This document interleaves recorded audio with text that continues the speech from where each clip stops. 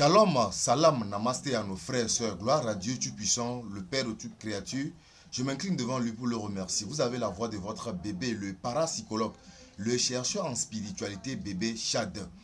Je remets actuellement les orphelins, les opprimés, les démunis, les femmes enceintes, les malades, les pays en guerre.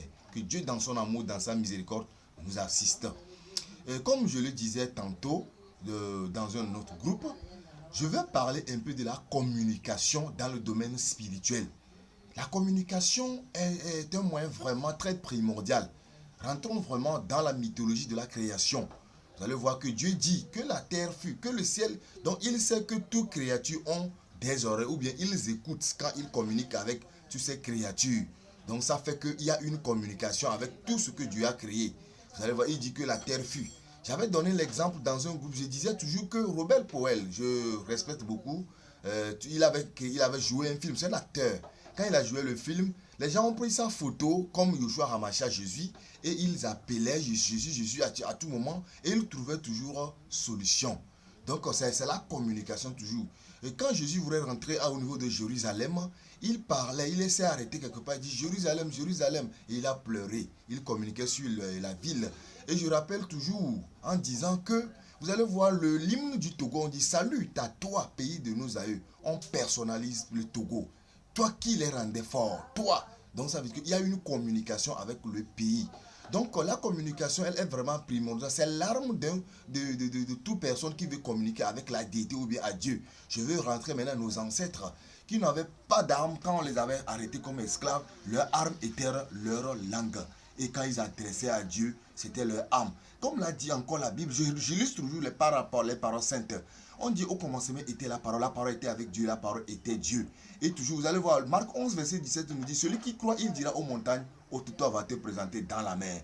Donc je veux mettre une transition en disant que je remarque beaucoup de maîtres spirituels et des gens qui ont comment dit-on, la force de pouvoir dominer les mauvais esprits, ceux qui sont possédés. Quand ils veulent chasser ces esprits, ils utilisent la force. Je te dis, je te délivre. Non. Vous allez remarquer que Yoshua Hamasia Jésus, prenons son exemple. Quand il veut chasser les démons, il communique avec ses esprits. Il dit, monsieur le démon, comment t'appelles-tu? Et le démon dit, je m'appelle tant. Donc il maîtrise déjà les caractéristiques de ce démon. Et avant de le dire, qu'est-ce que tu veux? Le démon dit, je veux que tu me chasses, et même dans la mer, ou bien dans les cochons. Et il les chasse.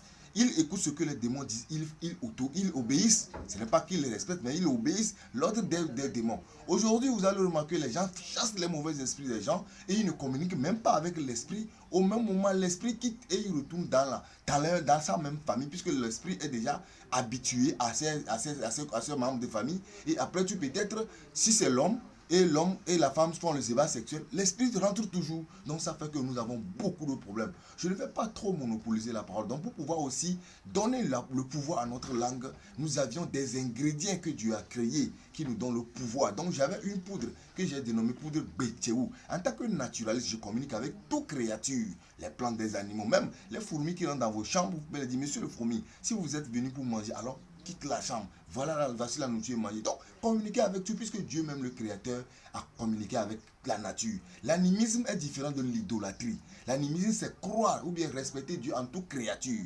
L'idolâtrie, c'est adorer la nature ou bien adorer. Non, nous concernons beaucoup l'animisme et le naturalisme.